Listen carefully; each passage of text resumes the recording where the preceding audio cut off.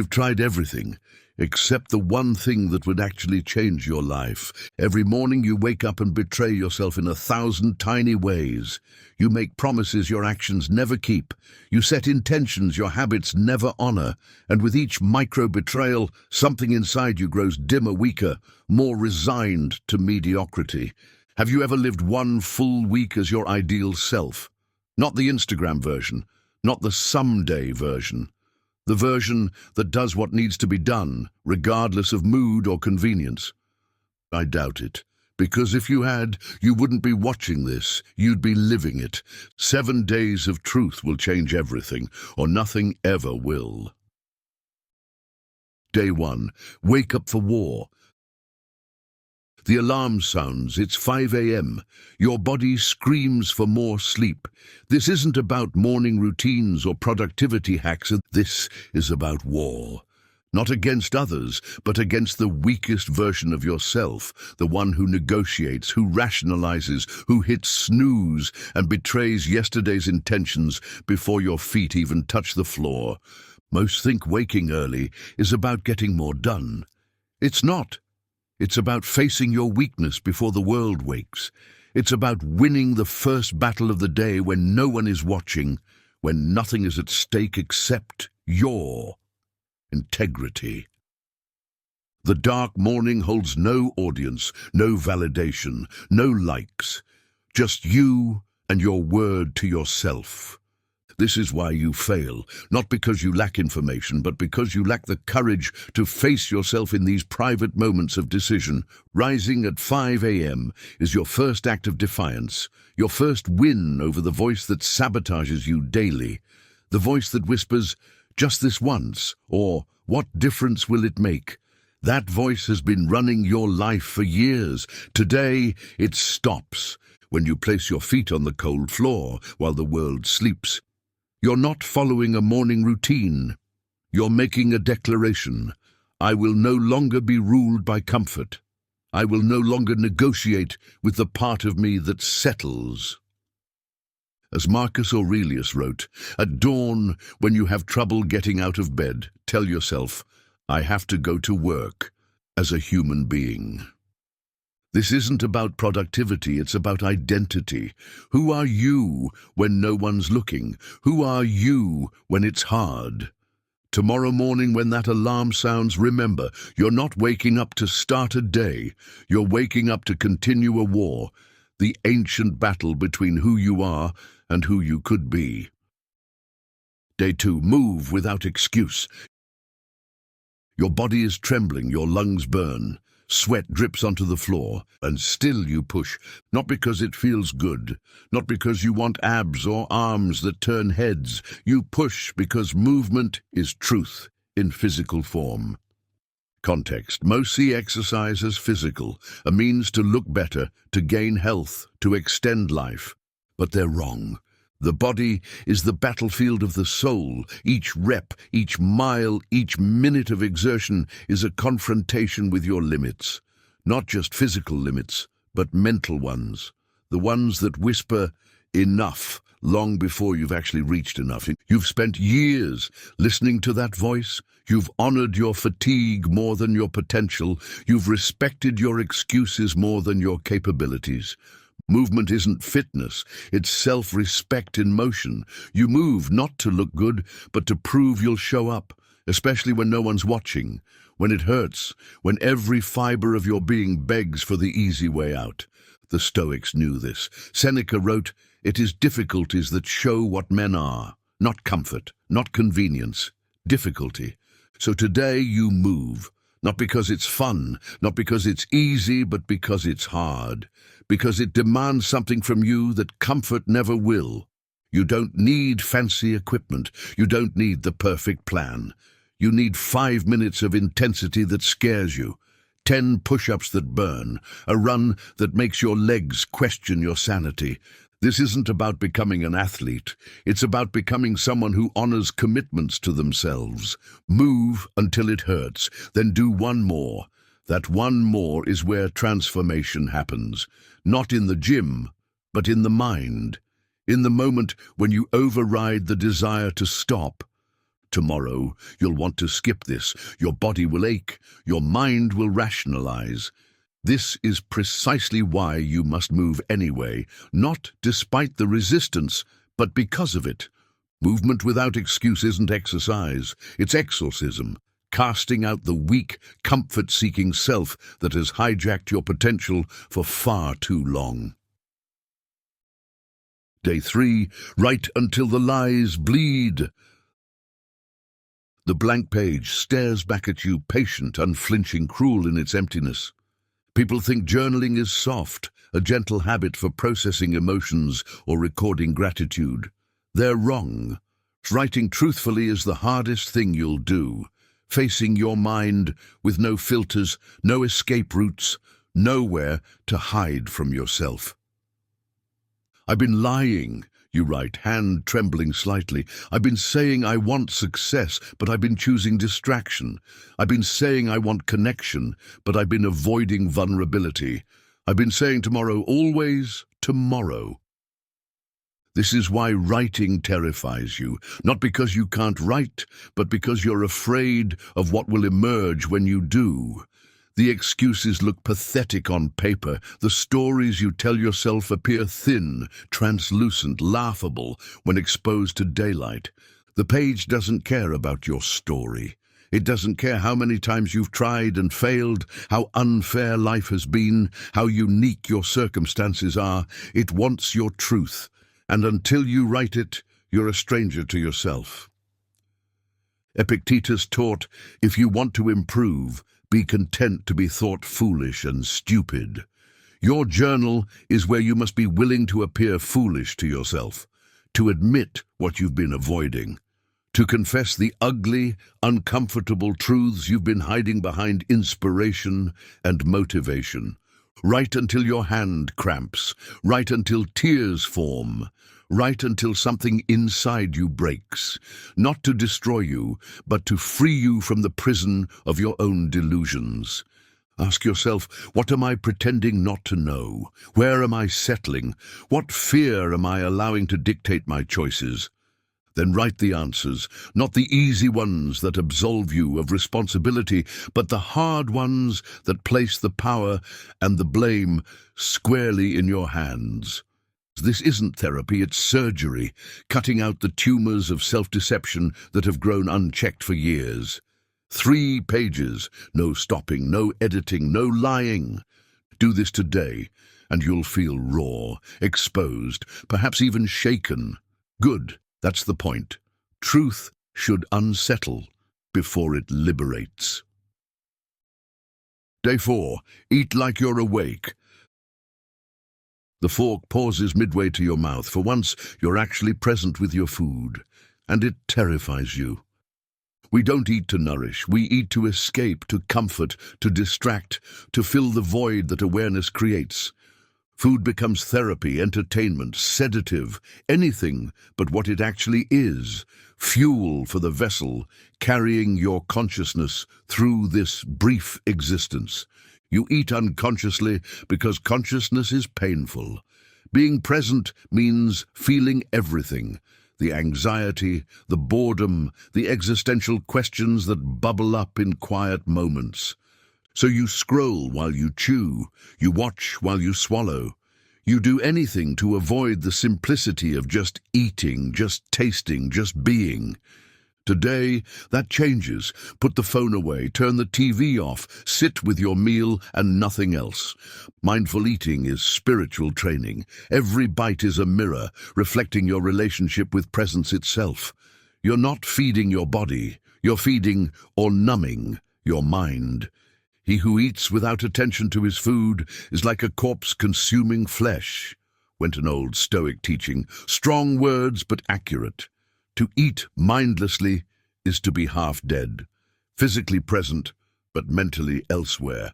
For one meal today, just one, eat like you're awake. Feel the texture, notice the flavors, experience the sensation of hunger gradually transforming into satisfaction.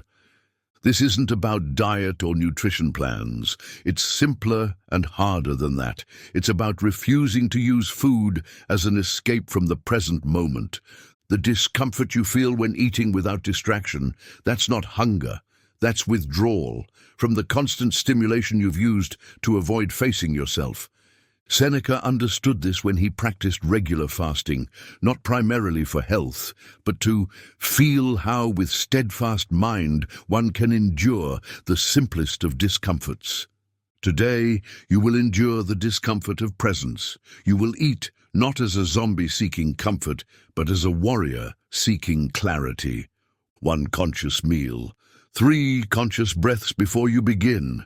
No phone, no TV, no reading, just you, your food, and the courage to be present, even when presence feels like sandpaper on your soul. Day 5, reclaim your attention.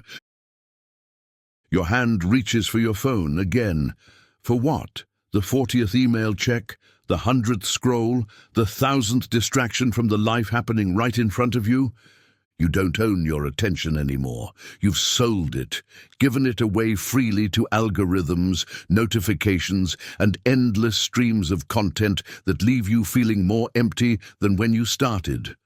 Phones have replaced peace with stimulation, silence with noise, depth with breadth. And you wonder why you feel scattered, anxious, incapable of focus or deep work. You've outsourced your focus to strangers and algorithms. Your ability to concentrate has been sliced into confetti-sized fragments, scattered to the digital winds. The more you are diverted, Marcus Aurelius warned, the less you will be able to rule your own mind. And rule it you must, because your attention is not just another resource, it is the resource, the foundation upon which everything else in your life is built. 1 screenless hour per day is not a detox, it's your return to consciousness, to sovereignty, to the life you claim you want, but never seem to actually live. Today, you will sit with your phone turned off for 1 hour, not in another room, not on silent, off. And you will feel the withdrawal symptoms of a mind that has forgotten how to be still. The restlessness will rise like a wave. The urge to check, to scroll, to distract will pound at the door of your awareness. Let it. But do not answer. Instead, notice how dependent you've become. Notice how uncomfortable silence feels. Notice how foreign it is to simply be with yourself without stimulation. Attention is your most sacred currency. Guard it like the treasure it is. Protect it like your life depends on it, because the quality of your life absolutely does. Epictetus said, "Make the best use of what is in your power, and take the rest as it happens." Your attention is in your power, perhaps the only thing that truly is. Reclaim it before there's nothing left to reclaim. 1 hour, no screens, no negotiations, just you and the deafening silence of a mind relearning how to hear itself. Day 6. Choose discomfort on purpose. The water hits your skin, ice cold, shocking, painful. Every instinct screams to turn the handle, to make it warm, to escape. But today, you don't. People fear unexpected pain because they've never practiced facing it. They run from discomfort as if it were a predator rather than a teacher. They've forgotten what the Stoics knew intimately. Comfort makes you weak. Safety makes you fragile.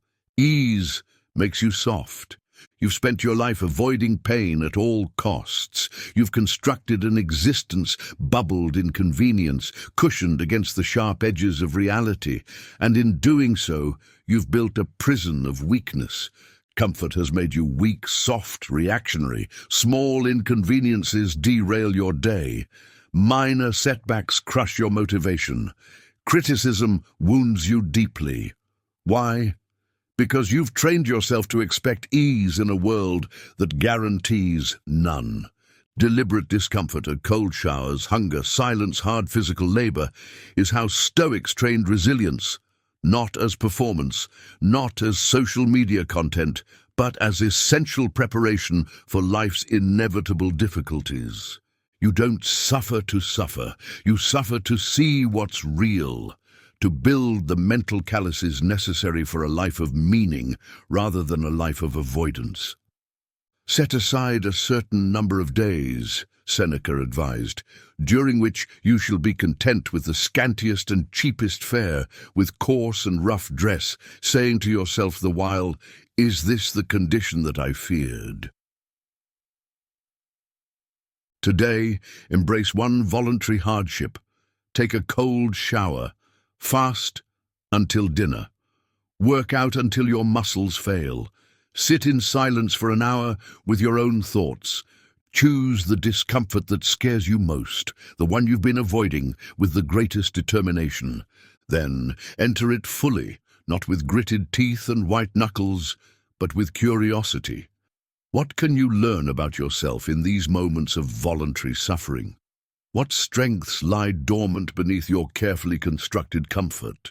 The purpose isn't masochism, it's mastery over your impulses, your fears, your need for constant comfort and validation. Tomorrow, life will bring pain you didn't choose, disappointment, rejection, loss. Your voluntary discomfort today is practice for those moments, training that transforms you from a victim of circumstance to a student of adversity. One deliberate discomfort, no escape routes, no minimizing, full presence with the pain and what it has to teach you. Day 7. Say no without explanation. No. One word, 2 letters, tremendous power, and yet it sticks in your throat like a stone. You can't say it without softening it, without justifying it, without apologizing for it. No, I can't make it because I have this other thing, and I really wish I could, but maybe next time.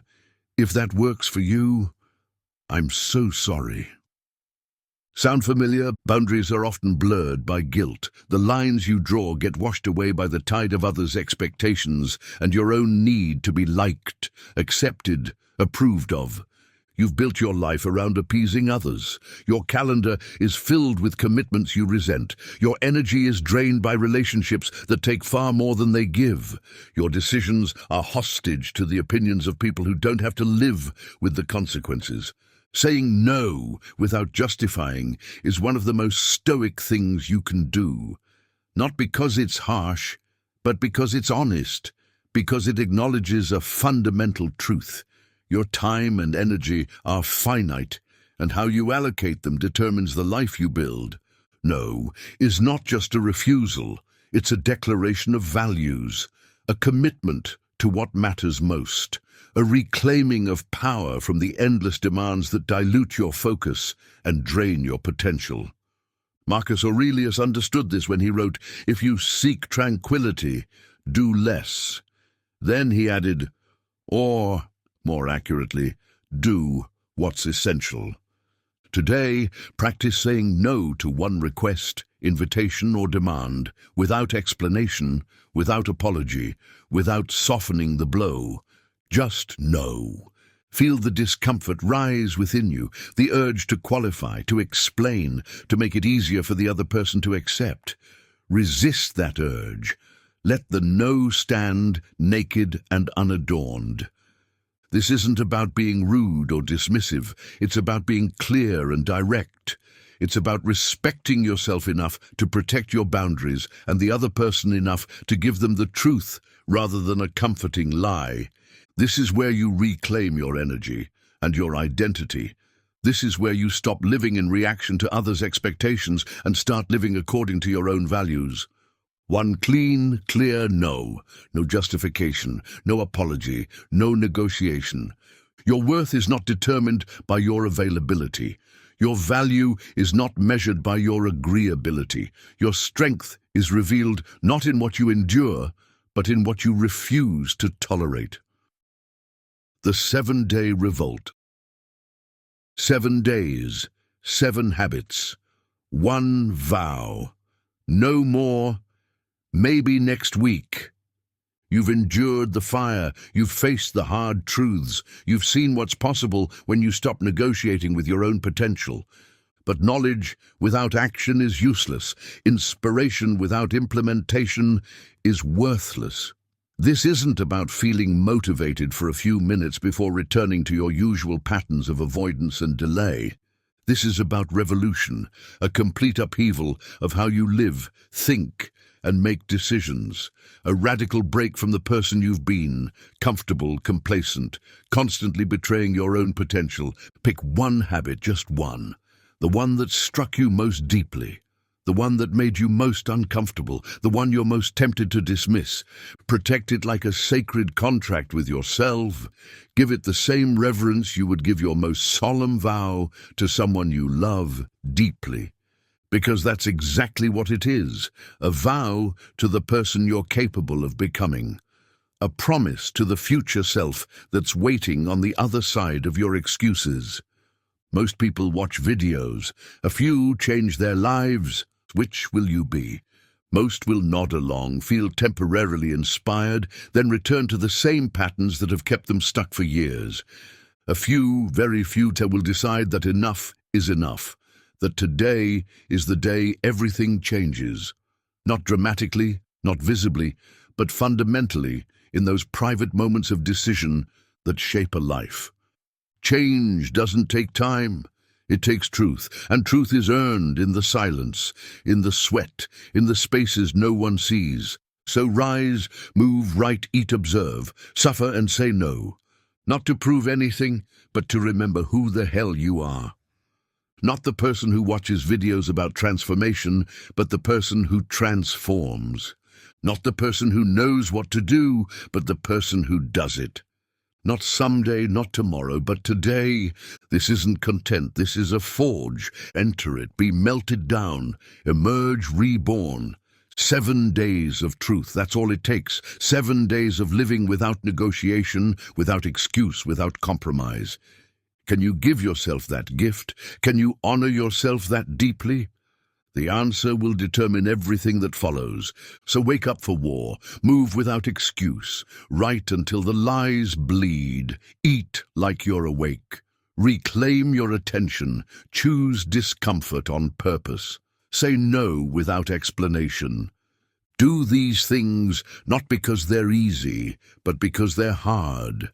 Not because they feel good, but because they're true. The person you've been is not the person you must remain. The habits that have shaped you are not the habits that must define you. 7 days, that's your challenge, not a lifetime, not a year, not even a month. 7 days of truth, the rest will follow. The forge awaits. Will you enter it?